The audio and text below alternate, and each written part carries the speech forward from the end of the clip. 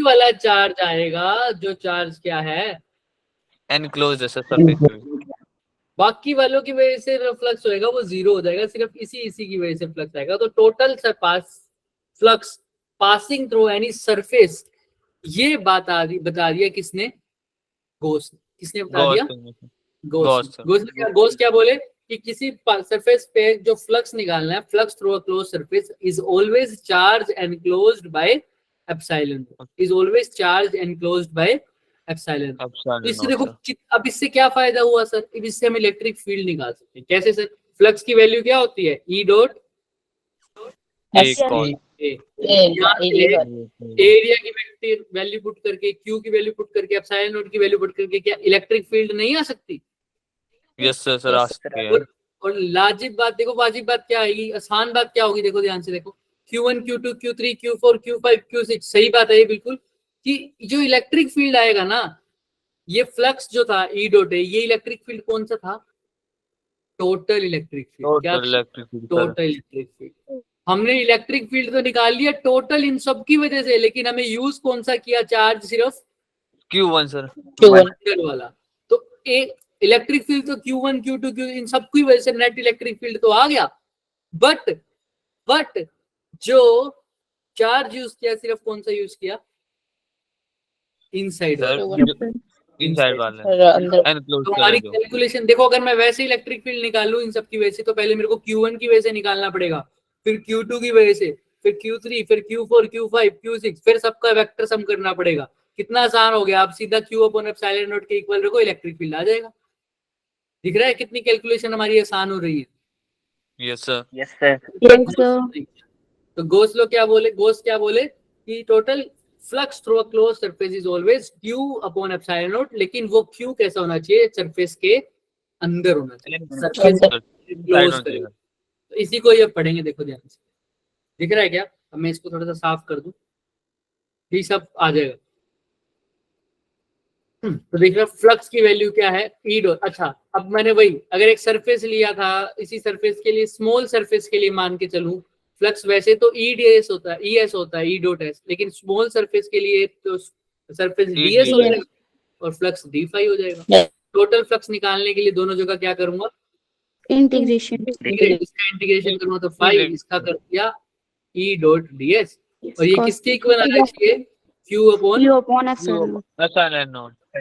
ये रहा। और ये जो साइन लगाया, ये सर्कुलर टाइप, ये बताता है क्लोज सरफेस। क्लियर है? Yes sir. अब Gauss theorem for spherically symmetric surfaces, ये कैसे चेक करते हैं देखो। और ये Q इनसाइड है, क्या है ये Q इनसाइड वाला, अंदर की तरफ जो I की वैल्यू 1 से n का मतलब है अंदर जितने भी चार्ज हैं, Q1 Q2 Q3 इन सबका सम है। समझ में आ रहा है? Yes sir. हाँ, तो अब देखो एक स्फेरिकल सरफेस है, सपोज करो ये, इसके अंदर चार्ज है बच्चे Q। क्या चार्ज है? Q charge. अच्छा, इसको इससे भी थोड़ा सा अच्छे से काम करते हैं, पहले इससे अच्छे एक क्वेश्चन सोल्व करते हैं। सरफेस कैसा होना चाहिए हमेशा? स्फेरिकल नहीं स्फेरिकल नहीं, one upon epsilon time. Surface हो कैसा भी, एज लॉन्ग एज कैसा होना चाहिए, बस क्लोज्ड होना चाहिए। सरफेस कैसा भी हो कोई फर्क नहीं पड़ता। अब एक चीज करते हैं, जब तक सरफेस क्लोज है ना बच्चे, जब तक सरफेस क्या है, क्लोज्ड है सर, जब तक सर, अभी मेरे को पता है स्क्रीन नहीं दिख रही, 2 मिनट रुक जाओ बस। जब तक सरफेस क्लोज है, उसके अक्रॉस जो फील्ड, जो फ्लक्स होगा वो क्या होगा, Q अपॉन एप्सिलॉन नॉट। बात याद रखना, जब तक सरफेस क्लोज है उसके अक्रॉस जो फ्लक्स होगा वो होगा Q अपॉन एप्सिलॉन। आओ एक बार इसको थोड़ा सा करते हैं, मैं एक क्वेश्चन दिखा रहा था तुम्हें तभी स्क्रीन को हटाया था।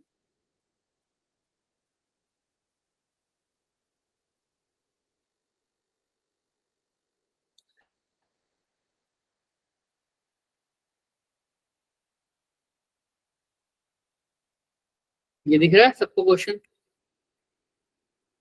सर अब दिख रहा है। सरफेस कैसा होना चाहिए, सरफेस कैसा होना चाहिए, क्लोज्ड होना चाहिए। तो एक बात बताओ, 3 सरफेस दिख रहे, 3 केस दिख रहे हैं, 1 2 3, तीनों में हेमिस्फीयर है। क्या है, हेमिस्फीयर। पहले में हेमिस्फीयर कैसा है, क्लोज। कैसा है, क्लोज तो Close. जहाँ पर चार्ज रखा हुआ है उसके जस्ट कहाँ रखा हुआ है, आउटसाइड, मतलब एक हेमिस्फीयर है क्लोज, diameter वाला उसके जस्ट आउटसाइड क्या रखा हुआ है, चार्ज रखा Q हुआ है charge. Q। तो इसकी वजह से फ्लक्स बताओ उस हेमिस्फीयर के अक्रॉस कितना जा रहा होगा फर्स्ट केस में, 0 कौन बोल रहा है 0? सही है बिल्कुल। कैसे 0 होगा? सर क्योंकि ये आउटसाइड है। आउटसाइड है। तो फ्लक्स के लिए हमारे पास क्या होता है formula, sir Q Q upon Q over epsilon naught. Q and में एप्सिलॉन नॉट। और इसके ये सरफेस क्लोज है पहली बात तो लगा सकता हूँ, बट सर चार्ज इसके बाहर है। हाँ, लेकिन चार्ज तभी। सरफेस के बाहर है। तो जब पहले चेक करूंगा सरफेस क्लोज होना चाहिए, दूसरी बात चार्ज इसके बाहर है, तो चार्ज एंड क्लोज की वैल्यू 0, तो फ्लक्स की वैल्यू भी क्या, 0 सर। अभी भी सरफेस क्लोज है सेकंड केस में भी, और चार्ज इसके कहाँ है, अंदर है, तो बिल्कुल बताओ center फ्लक्स की में। वैल्यू क्या होगी? Q upon epsilon naught sir Q upon epsilon naught. ठीक है। थर्ड केस में चार्ज तो उसकी सेंटर पर ही है, मतलब मान सकते हो अंदर की तरफ, लेकिन ये जो बाहर वाला सरफेस है ये ओपन है। कैसा है? ये वाली इसकी जो बाउंड्री है ये ओपन है, देखो, ओपन फ्रॉम फेस, ये वाला ओपन है। Base. तो अब कैसे करूं, क्या इस पे गोस लो हो सकता है? नो सर सर क्योंकि इसमें सर No, चार्ज होगा। एनक्लोज क्या में कह रहे हैं? कोई कुछ बोल रहा है, कोई कुछ आंसर बोल रहा है। सर सरफेस क्लोज नहीं इसमें। हाँ, सरफेस क्लोज नहीं है, तो क्या इस पे कुलम वो सॉरी गोस लगा सकता हूँ? No sir. तो क्या करना पड़ेगा पहले सरफेस को, सर क्लोज करना पड़ेगा। कैसे करना, कौन बताएगा? इजीएस्ट वे क्या है क्लोज करने का?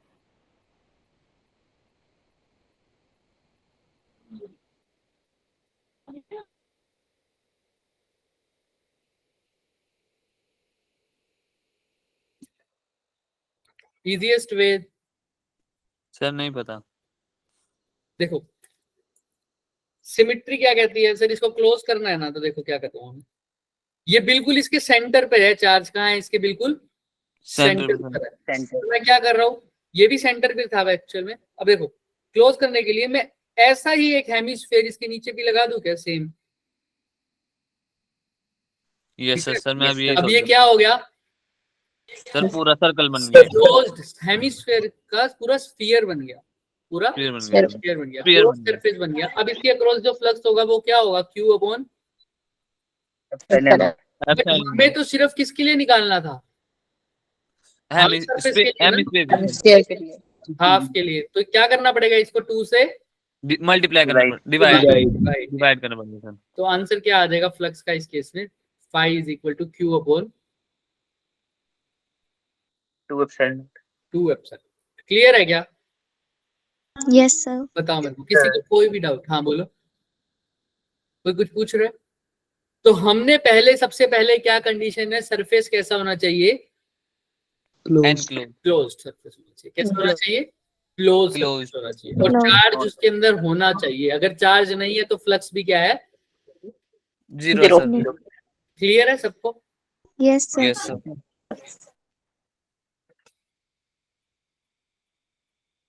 अब इसके बारे में थोड़ा सा बात करते हैं। एक स्फीयर लिया मैंने, ठीक है, एक स्फीयर लिया, इसके अंदर चार्ज देखो क्या है, सर प्लस क्यू। प्लस। अब इसकी वजह से फ्लक्स देखता हूँ, फ्लक्स डेराइव कर रहा हूँ, तो आंसर तो क्या ही आएगा, तुम्हें भी पता है, क्लोज सरफेस है तो बस वही देखना है कैसे आएगा। तो मैंने क्या किया, इस सरफेस का एक छोटा सा एरिया काटा, उसको बोल दिया ds, दिख रहा है? yes sir इसकी वजह से देखा इलेक्ट्रिक फील्ड। अब भाई स्फेरिकल सरफेस में यही होता है कि इलेक्ट्रिक फील्ड हर पॉइंट पर क्या होती है, उससे बाहर की तरफ, बाहर की तरफ, बाहर की तरफ, परपेंडिकुलर, ठीक है? तो इससे देखो Yes, sir. इलेक्ट्रिक, और एरिया वेक्टर भी अभी बताया कैसा होता है हमेशा, डीएस। बाहर की तरफ। एरिया वेक्टर की भी मैंने कहा, एरिया वेक्टर का क्या होता है देसी में भाषा में, जिस तरफ तो तुम देख रहे हो तुम्हारी तरफ है ना, अगर तुम ऊपर से देख रहे हो तो ऊपर की तरफ, यहाँ से देख रहे हो तो यहाँ की तरफ, यहाँ से देख रहे हो तो नीचे की तरफ। क्लियर है?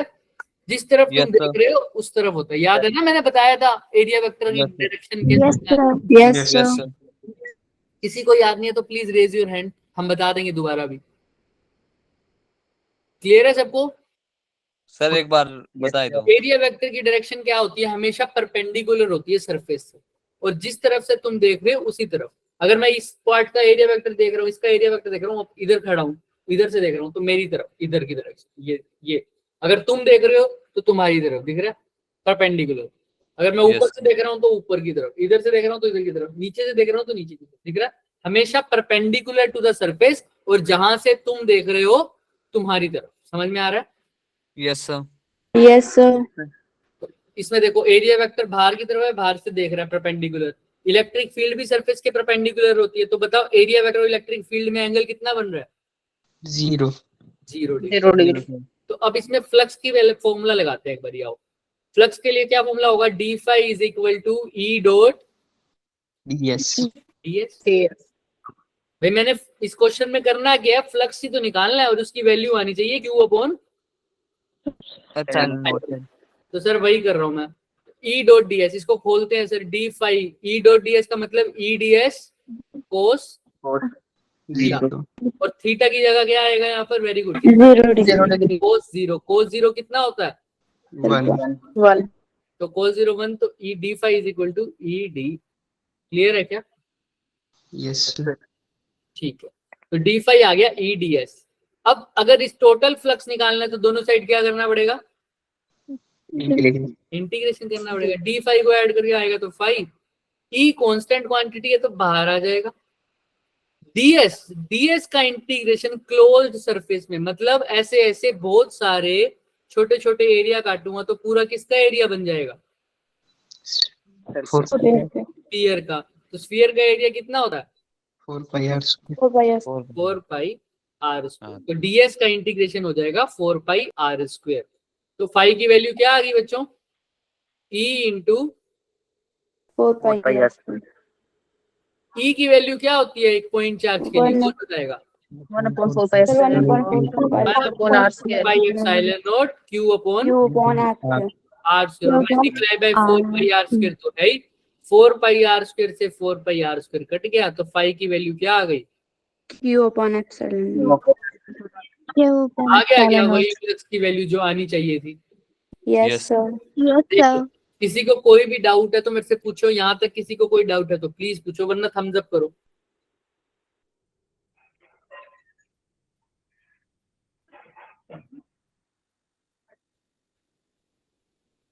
क्लियर है?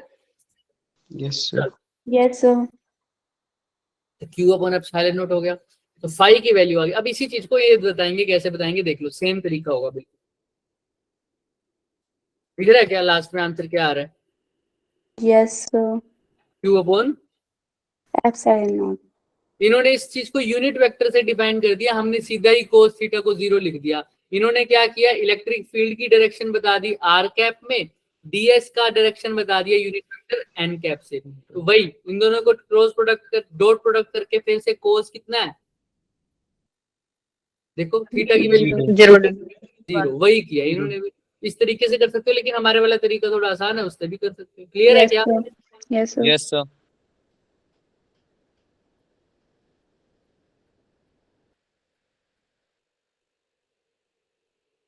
तो ये हमने कर लिया। अब बात आती है गॉस थ्योरम के प्रूफ की। अभी जो हमने सरफेस लिया था वो स्फीयर के लिए दिया था। अब हमने कहा है कि गॉसियन सरफेस कैसा भी लो, लेकिन वो कैसा होना चाहिए? Sir, closed होना चाहिए. Closed. Closed. उसकी कैसी भी लो, बस वो होना कैसा चाहिए?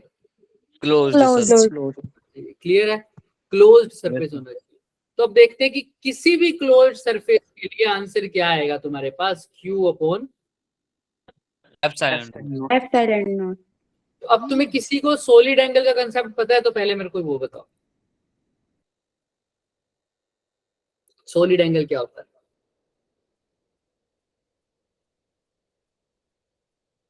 सर बताओ। जिसमें इनसाइड में भी सॉलिड एंगल, सॉलिड स्फीयर या सॉलिड डिस्ट्रीब्यूशन की बात नहीं कर रहा, सॉलिड एंगल जो मेजर करते थे, जिसको ऐसे लिखते हो। Good evening sir. Good evening, good evening. अभी आए हो? कौन अभी आया भाई? क्या बात, इतनी लेट कैसे हो गई? सर लाइट चली गई थी। कोई बात नहीं। तो अब इसको थोड़ा सा रिकॉर्डिंग में देख लेना जो बच्चे। जो अमाउंट होता है जो अमाउंट Yes, होता है sir. फील्ड का किसी पर्टिकुलर पॉइंट पे, amount of the field field नहीं, थोड़ा सा और करो सही तरीके से। चलो हम इसको पूरा तो डिटेल में नहीं जाएंगे क्योंकि 11th का कंसेप्ट है, बस कोई बात नहीं, ध्यान से देखना। ये ऐसे 11th में पढ़ा होगा तुमने, एक सॉलिड एंगल ऐसे बनते हुए देखा होगा। Yes sir. इसको बोलते थे ओमेगा की फॉर्म। इसको ऐसे ओम का सिंबल होता है, ओमेगा बोल देते हैं कभी कभी। इसका फॉर्मूला Yes, sir. क्या होता है? ए अपॉन में आर का मार्कस स्क्वायर। ए अपॉन में आर का स्क्वायर। ए क्या होता है बच्चे? एरिया। ए क्या होता एरिया। है? और आर होता है एरिया। जो डिस्टेंस आर है, यहाँ पर हमने वो एरिया कंसीडर किया है, ओरिजिन से वो डिस्टेंस। ठीक है, तो वो बस एंगल मेजर करता है, 3D में मेजर करेगा। अभी देखना, अभी देखेंगे, थोड़ा थोड़ा तुम्हें समझ में भी आ जाएगा। तो याद रखना ए अपॉन में आर स्क्वायर। अच्छा, स्फीयर के केस में बताना एंगल की वैल्यू कितनी आ जाएगी? स्फीयर का एरिया कितना हो जाएगा? 4 पाई। 4 पाई और आर आर का स्क्वायर और डिवाइडेड बाय आर स्क्वायर ही है। आर स्क्वायर से आर तो स्क्वायर सर 4 पाई आ जाएगा। 4 पाई। क्लियर है क्या? सॉलिड एंगल स्फीयर के केस में कितना आ जाएगा? 4। 4 पाई सर। तो इसी को ही अच्छे से करते हैं अभी आप। अब यहाँ पर कोई शेप है, कोई पर्टिकुलर शेप है? देखो तुम, नो सर। कोई भी शेप आ गई है तो कोई पर्टिकुलर नहीं है, लेकिन इसका भी आंसर क्या आना चाहिए फ्लक्स का? Q upon. Q upon epsilon naught। तो बस वही चेक कर।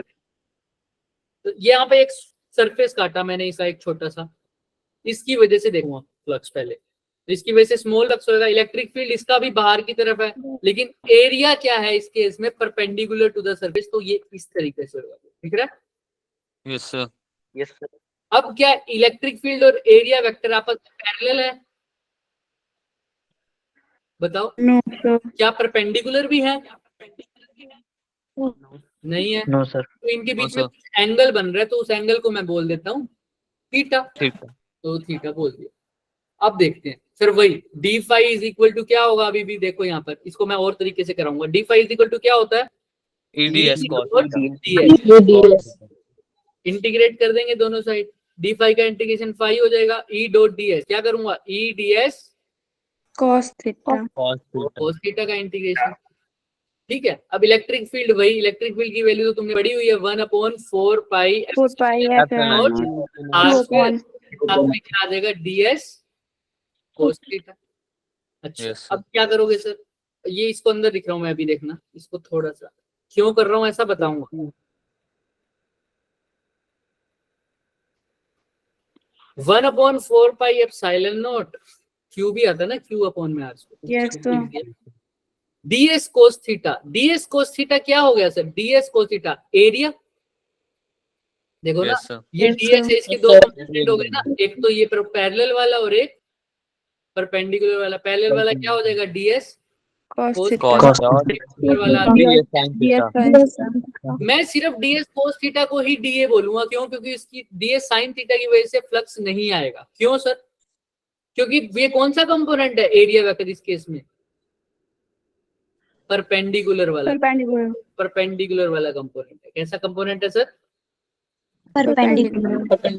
समझ में आ रहा है? इसका परपेंडिकुलर वाला कंपोनेंट। परपेंडिकुलर वाले कंपोनेंट की वजह से कोई फ्लक्स होता है क्या? No sir। No sir। याद रखना इस बात को।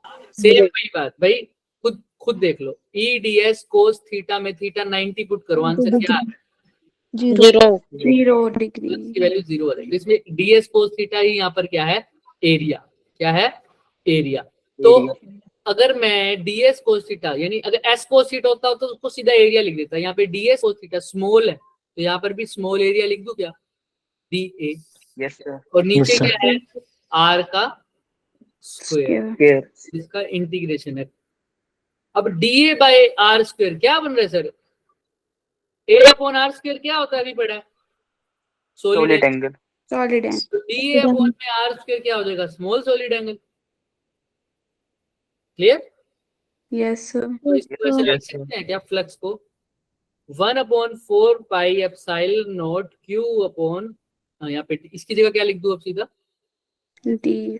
डी। यहाँ तक कि अल्लाह बताओ किसी को कोई डाउट है तो? किसी को कोई भी डाउट है यहाँ तक? यहाँ तक किसी को कोई भी डाउट है तो प्लीज पूछो, वरना थम्स अप करो। हल्का सा भी डाउट है, क्योंकि अभी आगे चीजें बस ये सिर्फ थोड़ा सा प्रूफ करेंगे इसको। क्लियर है?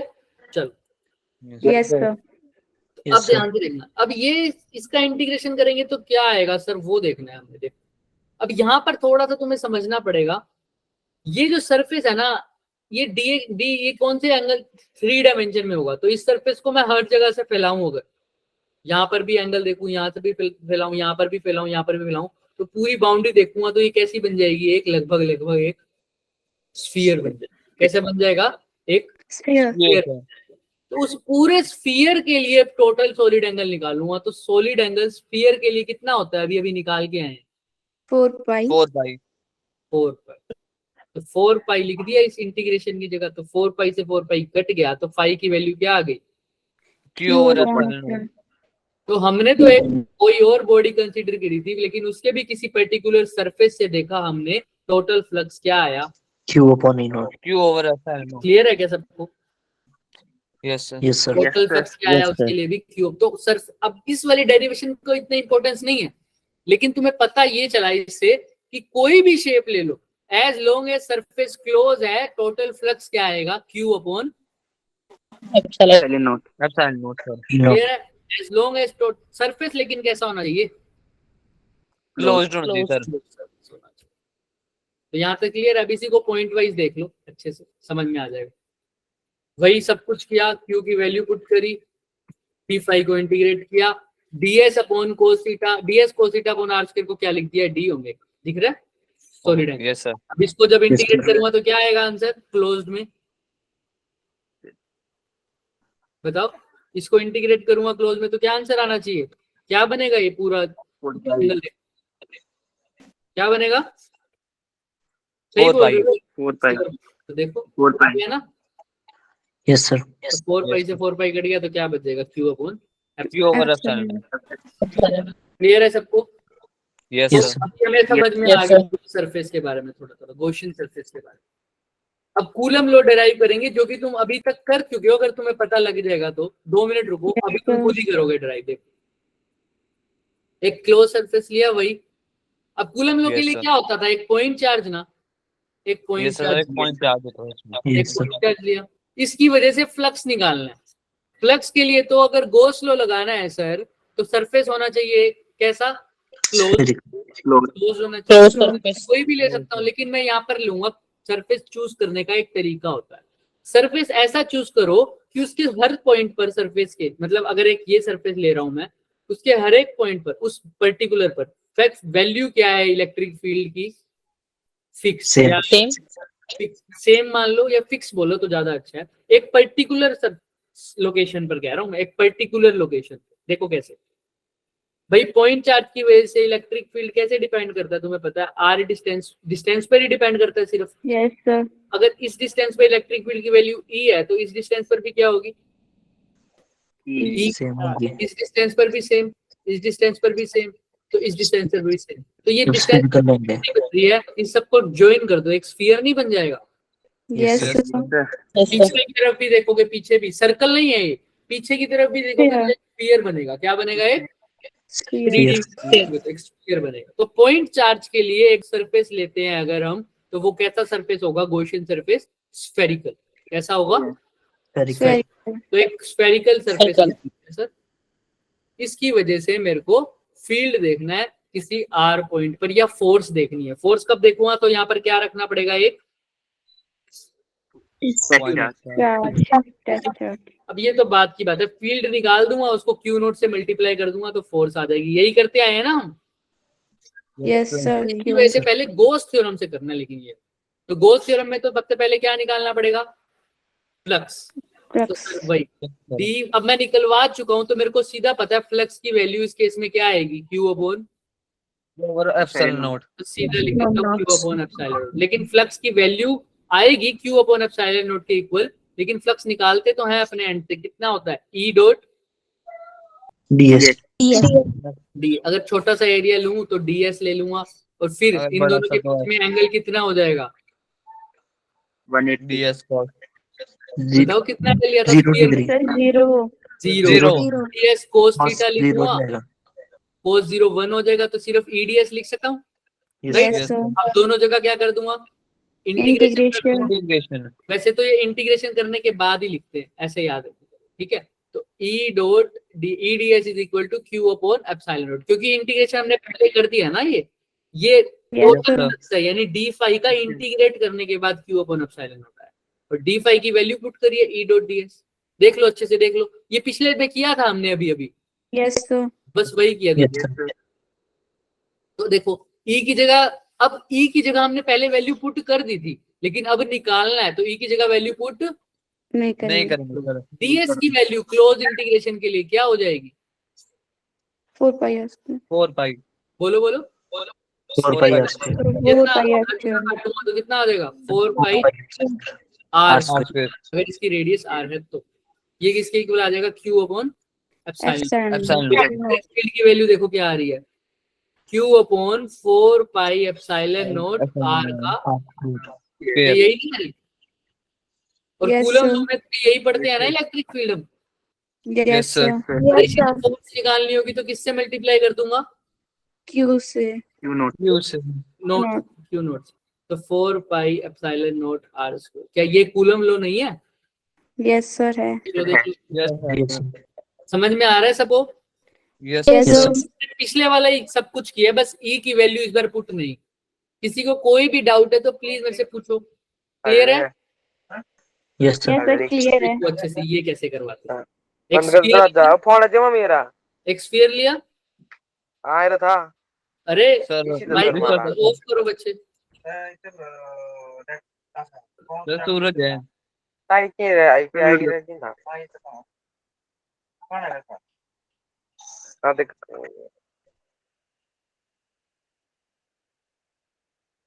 चलो अब ध्यान से देखना, एक चार्ज लिया स्फीयर वाला, वही वाला सब कुछ वही से चार्ज लिया, उसके अराउंड गॉसियन सरफेस कैसा है?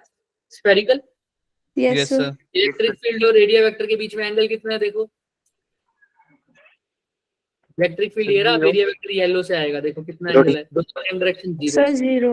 0 degree. 0 sir. E dot DS, EDS cos theta कितना हो जाएगा? कोस थीटा, थीटा कितना होगा? 0 One. Degree. 0. Cos theta 1, very good. तो बस डीएस अंदर आया, डीएस का इंटीग्रेशन क्या होगा तुम्हें पता है कितना होगा? Sir 4 S. पाई आर, वही 4 पाई आर। Are square. तो आगे, तो यहाँ से इलेक्ट्रिक फील्ड की वैल्यू क्या आ जाएगी? Q upon 4 pi epsilon not. और अगर इससे फोर्स निकालनी है तो किससे मल्टीप्लाई कर दूंगा? Multiply by Q naught. तो Q नोट से मल्टीप्लाई। क्लियर है क्या? और वही Yes, sir. Yes sir. किसी को कोई भी डाउट है तो पूछो। डन? No, sir. चलो हाँ बच्चे बोलो। सर मेरे 2 नाम से ज्वाइन हो गया है, एक को रिमूव कर दो, मेरा वो दूसरा फोन हैंग हो गया है। अच्छा एक सेकंड रुको। वो वाला फोन ऑन ही नहीं हो रहा है, जिसका माइक ऑफ है वो उड़ा दो।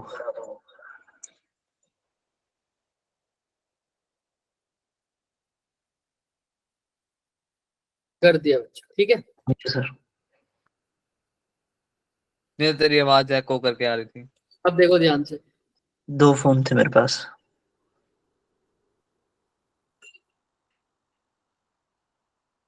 अब एप्लीकेशन करेंगे। एप्लीकेशन में क्या करोगे सर? सर जो हम अभी डिराइव कर चुके हैं ना वही करेंगे। देखो कैसे, एक लॉन्ग, हाँ अब लॉन्ग इनफाइनाइट वायर की वजह से हमारे पास इलेक्ट्रिक फील्ड क्या आया था? कौन बताएगा मेरे को? मतलब जब θ1 और θ2 की वैल्यू 90 हो जाती थी तो क्या आया था आंसर? सोचो। sin θ1 और sin θ2 की इन्फिनिटी पे लेते थे हम, हाँ जब बिल्कुल ही लॉन्ग हो जाती थी। हाँ हाँ हाँ। चलो जनरल बताओ। जनरल ये होता था ना, k लैम्डा अपोन में r sin theta 1. Plus sin θ2। अगर इसी में इनफाइनाइट हो जाए तो θ1 और θ2 क्या हो जाएंगे? 90 डिग्री आंसर क्या आ जाएगा? 2k lambda upon 2k lambda. Lambda. अभी भी इलेक्ट्रिक फील्ड की वैल्यू ये देखो। अब इलेक्ट्रिक फील्ड किसके लिए निकाल रहे हैं? इनफाइनाइटली लॉन्ग स्ट्रेट वायर, जो कि हम निकाल चुके हैं पहले। उसका आंसर क्या था? 2k lambda upon R. तो आंसर तो अभी भी यही आएगा, लेकिन अब कौन से थ्योरम से निकालेंगे? Gaussian sir. चेक करते हैं आप। अभी याद रखना आंसर क्या आना चाहिए इसका? 2k 2 pi lambda. Lambda over R. तो ये इनफाइनाइटली लॉन्ग शीट है, ठीक है। अभी वही बात सर, जैसे पॉइंट चार्ज के लिए एक स्फेरिकल सिमेट्री होता था, लाइन चार्ज के लिए क्या होगा देखते हैं। Cylinder. हाँ वेरी गुड, ये positive positive positive positive positive positive एक लाइन चार्ज है, इनफाइनाइट है। इसके अराउंड देखो, यहाँ पर डिस्टेंस जाओ, यहाँ पर डिस्टेंस जाओ, यहाँ पर डिस्टेंस जाओ, इधर जाओ, इधर जाओ, इधर जाओ, इधर जाओ, इधर जाओ, इधर जाओ, इधर जाओ, इधर जाओ, इधर इधर इधर, सबके चार्ज के आसपास जाओ। तो देखो ये एक तरह का सिलेंड्रिकल फिगर नहीं बन रहा। Yes Yes, sir. sir. Yes, sir. तो ये कैसी सिमेट्री आ रही है, सिलेंड्रिकल। Cylindrical. तो इसके अराउंड जो गॉसियन सरफेस होगा उसकी शेप कैसी हो गई, Cylindrical. Cylindrical. सिलेंड्रिकल। क्लियर है क्या, ऐसा कुछ। Yes sir. Yes sir. तो हम इसी को ही करेंगे, इसको हम थोड़े से दूसरे मेथड से पहले बता दूं। अगर मैंने ऐसे रखा हुआ, दोनों मेथड समझ में आ जाता है कि तुम्हें ये लॉन्ग है, तो ये ऐसे है सर, यहाँ पर इसके पॉजिटिव चार्ज है, इलेक्ट्रिक फील्ड इधर इधर इधर इधर इधर, ठीक है।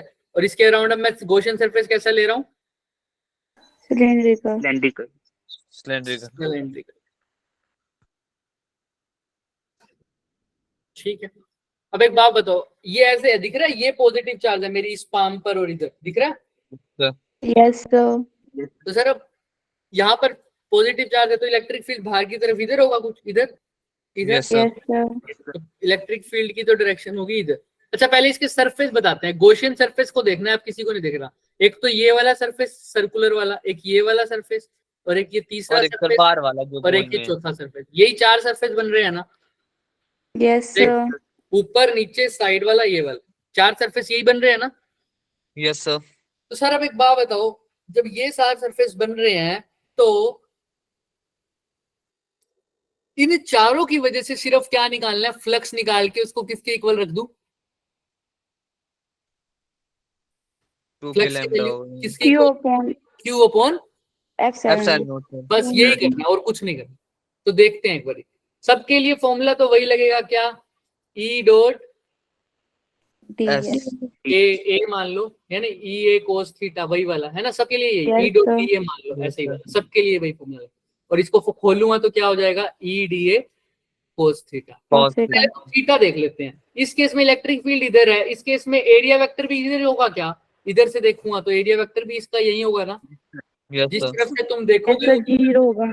जिस तरफ से तुम देखोगे उस तरफ एंगल कितना हो जाएगा, 0 0 degree. तो ठीक है। इस केस में फिर एंगल 0 हो जाएगा तो फ्लक्स कितना आ जाएगा, ई डी ए, है ना। यस इस ऐसे ही इस केस में इलेक्ट्रिक फील्ड इधर, एरिया वेक्टर इधर, तो एंगल फिर से क्या हो गया, 0 0 डिग्री। इसकी वजह से भी electric field E D A हो जाएगा, है ना। तो मैं दोनों की वजह से ई डी ए लिख के डी ए का क्या कर दूं सीधा, integration. Integration sir. फर्स्ट और सेकंड की वजह से देखते हैं। इलेक्ट्रिक फील्ड तो अभी भी इधर है, एरिया वेक्टर ऊपर से देखूंगा तो कहाँ होगा, ऊपर को ऊपर की 90 तरफ। डिग्री. ऊपर को सर तो इनके 90 बीच में डिग्री। एंगल कितना बन रहा है बताओ, 90 डिग्री. Sir 90 90 degree. डिग्री. तो फ्लक्स कितना हो जाएगा, 0 जीरो। Zero. ऐसे नीचे वाले की वजह से 0 0 0 हो जाएगा. तो कब टोटल सरफेस फ्लक्स रहेगा सिर्फ थर्ड की वजह से बना है और फोर्थ की वजह से बना। फोर्थ की वजह से। तो मैंने क्या कर दिया, टोटल फ्लक्स की value E D A cos theta, और मैंने डी ए ई और cos theta, sorry cos theta क्यों आया, थीटा तो क्या हो जाएगा कब इसके, सरफेस थीटा क्या हो जाएगा, 0 हो जाएगा ना।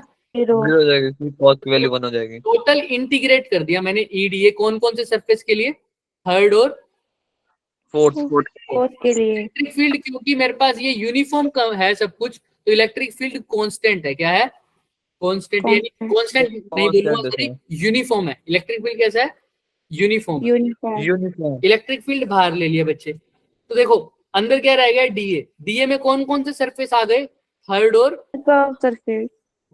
Curved surface. वेरी गुड, ये हो गया टोटल फ्लक्स कर्व्ड सरफेस का। और इसकी वैल्यू क्या आनी चाहिए, क्यू अपॉन और एप्सिलॉन नॉट.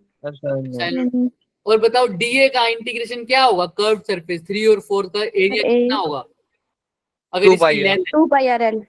इसकी लेंथ है तो क्या हो जाएगा, 2 2 पाई पाई RL। R L Q upon epsilon not. तो इलेक्ट्रिक फील्ड की वैल्यू क्या हो जाएगी, Q upon Q upon 2 pi epsilon not 2 pi RL. R L epsilon. Epsilon not. Clear है, देख लो। Yes sir. जिसको भी दिक्कत है वो प्लीज मेरे से पूछो एक बारी, हल्का सा भी किसी भी चीज में डाउट है तो बेझिझक पूछ लो बच्चे। कुछ डाउट है किसी को, No, sir. No No. Sir चलो तो आओ। अब एक बात, ये आ गई इलेक्ट्रिक फील्ड की, लेकिन सर जो आपने बताई थी ऊपर पीछे निकाली थी वो तो क्या थी, 2k lambda upon R. R. R. तो ये दोनों सेम ही है। हाँ बच्चे सेम ही है। देखो Sir, Q upon Q L को CL. क्या लिखोगे, Q K, upon sir. L क्या Lambda. होता है, सर लैम्डा Lambda. लैम्डा। नीचे क्या है, 2 पाई आर एप्सिलॉन नोट, यही आ गया ना। इसको भी खोल Yes, दो, sir. k की जगह वैल्यू पुट करो 1 upon 4 pi epsilon naught lambda upon R, 2 से 4 ऐसे हो जाएगा, तो lambda upon 2 pi R epsilon naught. तो क्या दोनों सेम वैल्यू नहीं आ गई, Yes, sir. यस सर यानी ये दोनों की वैल्यू सेम है। रिजल्ट तो हमारा सेम आया है जो पहले हमने किया था, लेकिन अब मेथड क्या है, डिफरेंट। Different. जिसको भी दिक्कत है तो प्लीज पूछो, कोई दिक्कत नहीं है इसमें। No No, sir No, sir. तो अब इसको स्टेप बाय स्टेप देखेंगे। तो याद रखना वो एंड वाले जो सर्कुलर पार्ट से जो दिख रहे हैं उनकी वजह से फ्लक्स जीरो है, सिर्फ कर्व्ड पार्ट की वजह से क्या है, फ्लक्स आए। Flux, sir. ठीक है, उन सबको ऐड करके देख लिया हमने, आंसर क्या आया, E into 2 pi R is equal to Q upon epsilon naught.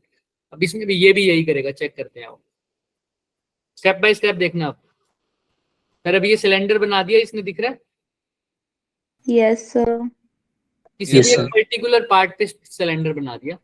अब देखो मैंने बताया था गॉसियन सरफेस क्या बोल रहा है कि एक पर्टिकुलर सरफेस के हर एक पॉइंट पर वैल्यू क्या हो जानी चाहिए, Fixed. फिक्स। Fixed. तो यहाँ पर वो सिमेट्री कैसी शो कर रही थी, लीनियर के लिए सिलेंड्रिकल सरफेस, एल लेंथ है इसकी, छोटा सरफेस sir. काटा है। तो किस किस की वजह से इलेक्ट्रिक फ्लक्स जीरो हो रहा है बताओ, ग्रीन वाले पोर्शन की वजह से, है ना। Yes, sir. यस सर बताओ Yes. किसी को कोई डाउट, क्योंकि एंगल क्या बन रहा है दोनों के केस में, 90 degree. 90 degree sir 90 degree. ऊपर वाले की वजह से चेक करते हैं सर, उन दोनों की वजह से ऐड हो जाएगा। बताओ कौन कौन सा फ्लक्स जीरो होगा, तुम बताओ। ए की वजह से एंगल कितना आएगा, ए की वजह से बताओ। ए मतलब ये सरफेस का Sir, नाम 90 है, degree. A B C. 90 degree A की sir, वजह से एंगल 0 कितना आएगा, होगा? एक की वजह से भी और B की वजह से भी. एंगल पूछ रहा हूँ, एंगल। सर 90 90. डिग्री देखो 90 ए की वजह से आ गया 90 डिग्री, बी की वजह से, सर 90 90 degree. 90 degree. बी की वजह से भी आ गया 90 डिग्री, सी की वजह से जीरो 0. जीरो आ गया, जीरो। 0. इसने सी और डी इकट्ठे काउंट कर लिए, ठीक है, तो इसलिए सीधा Yes, डी की sir. जगह क्या लिख देगा ये, 2 पाई, बताओ डीएस टोटल कर्व्ड सरफेस 2 कितना पाई होगा, आरएल 2 pi तो सीधा लिख दिया इसने E into 2 pi R L. RL. और ये किसके इक्वल होता है flux total, Q Q upon over epsilon F0.